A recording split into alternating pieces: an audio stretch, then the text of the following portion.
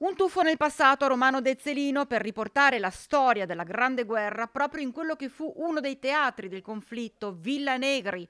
Sabato pomeriggio e l'intera giornata di domenica i membri dell'Associazione Storico-Culturale 22esima Compagnia Autonoma Schiatori hanno allestito un campo militare dove saranno effettuate visite guidate dai rievocatori in uniforme storica.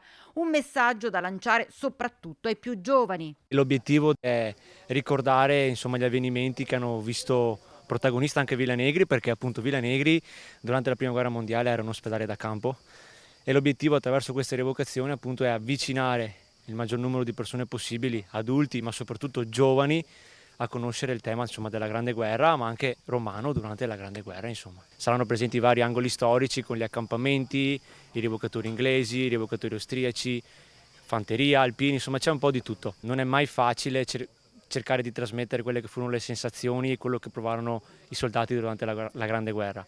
Noi nel nostro piccolo cerchiamo di far capire sempre alle persone cos'era, com'era e come si viveva. Ed è sempre un'emozione forte poter avere la possibilità di proporre certe manifestazioni. Ed è anche un privilegio, penso, oltre che un'emozione.